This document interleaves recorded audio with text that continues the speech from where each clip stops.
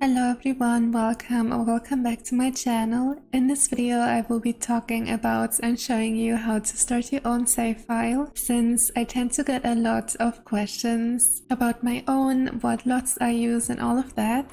So in this video I will be covering my favorite templates to start out with, how to actually look and find good gallery lots, and basically everything else that has to do with customizing your save file and adjusting it to your own taste. So I really hope that this video will be helpful to you, and there is a link in the description that will take you to a Tumblr post I made with all of the links that you need for the save files and some of the other mods and things I'm talking about in this video.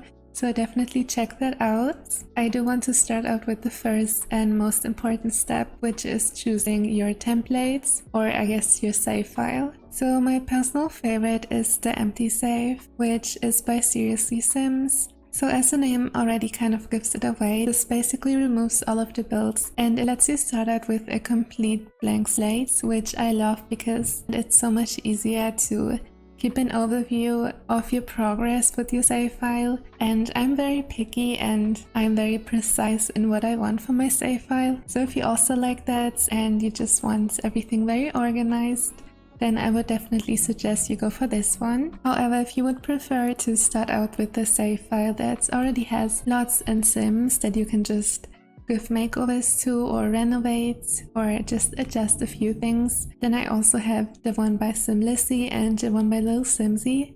I have used both of these before I started my own save file, which was about a year ago now, I believe. So I would definitely recommend both of these if you don't want to start out with a completely blank slate. So now I will be showing you how to actually start the save file once you're in game. It's very easy to install the save file, by the way. You can just Google how to install save file Sims 4. All you do is basically just pull the file into your saves folder. So for me, I only downloaded the Seriously Sims blank save file just to show you how to start it. So these are both my save files. This is my main save. I just changed the season to summer for the video since it just looks so much better in my opinion. I actually only have one save at a time. You can just rename this to whatever name you want for your save file. So just for the video, let's call it new save file. And then just click on play. So once it's loaded into the save, just choose any vault that you want to start in. As you can see, the save is completely empty. There is only one other household, and you can just remove that if you don't want them. So in my eyes, you would only use the save or play in the save if you're working on it or picking out the builds or sims for it, and not actually do any gameplay here. Once you're happy with how your save file looks and you actually want to start a household, then call it whatever household name you're playing with in the save file, if that makes sense. So that is what I would suggest. I personally don't do this because at the moment I don't really do a lot of gameplay. I mostly just focus on creating content. But if I had a legacy, or I know that I will be playing a lot with a certain household, I would definitely have multiple saves using my original save file. Okay, so I hope that you understood what I mean, but before I give you some more tips on how to customize your save file and some potential ideas that you can use, I will head back into my own save. So now that we are back in my own save file, the first tip that I would like to give you guys is think about what kind of places the vaults in The Sims would be in real life. So for example, Willow Creek for me resembles New Orleans. So that is the kind of style and architecture style I went with in this world. And for example, I did the same thing in Brindleton Bay, which I turned into New England. And the reason why I love doing this so much is because it really helps you find and cultivate a cohesive style for each world. So all of the houses, even if they're different, they still kind of match. And I really love how organized and clean it looks. I have this with a lot of worlds. For example, Windenburg is kind of like Germany and Austria, like a mix of them in my eyes. Tartosa is Italy, Sulani is Tahiti, Delta Valley is California or Los Angeles, I have a few more listed on my Tumblr if you need some more inspiration, but that is definitely one of my favorite things to do. I would like to add to leave lots where you did not find a build that you really love empty, which is also why the blank save is my favorite one. It just kind of tells you what you completed and which lots you still need to find a build for. So that is what I do in most of them actually. I did not complete most of my worlds yet. So you can see in Windenburg I have quite a few empty ones. And with that being said, I would like to go to the next point, which is how I find really beautiful builds on a gallery. I do want to point out that I have previously made a video of my favorite gallery builds, or at least some of them, because I have found a lot more since then, so I might make another video of that. Let me know if you want to see that, or even like a save file tour where I go through each world and kind of show you guys the lots, or maybe not each world but at least the ones I've completed.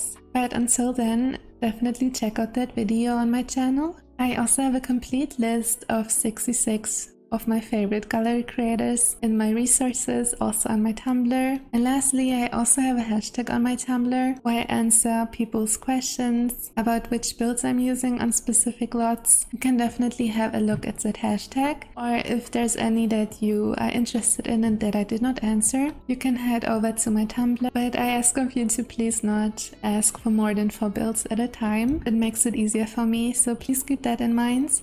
And I think even if you don't have an account on Tumblr, you can still send me a question. I just don't like to answer them in the comments because it's just a lot more work for me and I like to have them all in one place. So now with all of that out of the way, now I will be showing you how I actually find all of these builds. First thing, of course, you want to head onto the gallery. Let me just give you an example.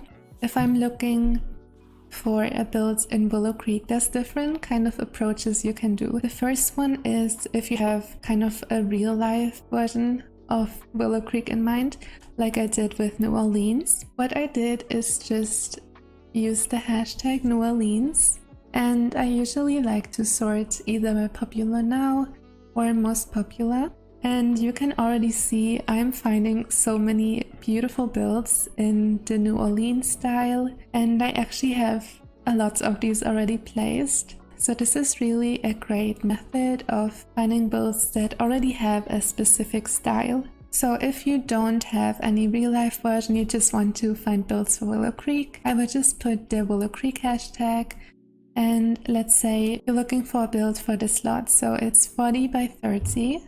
And you want it to be a residential lot, then I would just filter by lots and 40 times 30 and specify that it's a residential lot. So there are multiple lots that are actually 40 by 30 in Willow Creek, but you can already see lots of different houses that all look really amazing. So that is another way that you can find builds. So this is actually how I would not advise to search for lots. Sometimes you can obviously still find good lots, but let's say you're looking for a gym for Oasis Springs and you're just gonna search Oasis Springs gym.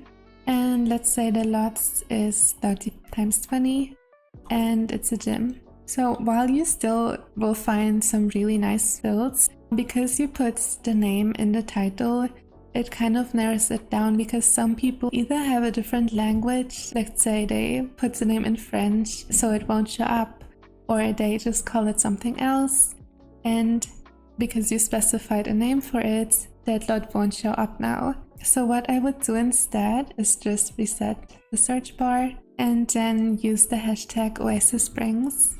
So now you already can see that I found a lot more gyms than the previous one, or at least they look quite different. So this is how I usually search for my builds, and they are all gyms since you specified that in the lot type. I hope that this was helpful, because I tend to get a lot of questions about how to search for them and how I find the ones that I'm using. So that is basically my whole process. Now, there are a few mods that I also want to talk about. If you're not interested in mods, you can obviously just skip past this, but these are very essential to my own save file, so I highly recommend you to check them out if you're open to adding mods into your game. The first one is this map replacement that I'm using. These ones are my all-time favorites, and I've talked about them a few times, I believe. These are by Cheyenne. Love this art style of them so much, and they go up to Mount Komorebi, which came with Snowy Escape. So unfortunately there are not yet any released for the packs that came out after Snowy Escape, but I am willing to wait for them because they just look so amazing. Look at how beautiful this one is. So these are by far my absolute favorite ones to use. Next is a really amazing mod that may be a bit complicated if you're not familiar with it. So if you're willing to try it out, I definitely would recommend it. It really allows you to further customize your Sims and basically add objects into the vaults that you normally can't really add. I won't be giving a tutorial since I already linked one by the actual creator of this, but I have used this to change apartment windows, to add cars and even sheep and cows into the area in Brindleton Bay with the big field, and I just love how it looks, and I love really customizing my save file, and this mod is perfect for that. So the next mod is the no random townies, and this one basically prevents the game from spawning and generating new townies. If you don't have this one, then the game basically keeps generating and randomizing new townies. So you will always have those really weird looking ones with the weird outfits. And because I like to give all my Sims makeovers and kind of style them myself or make them myself from scratch, I really cannot handle playing without this mod. It's just such a necessity for me because now it does not generate any new Sims at all. You do need to keep in mind to have enough unemployed Sims that can fill the roles of NPC jobs. So those are the jobs like mailman, waitress, waiter, the chefs at restaurants and all of that.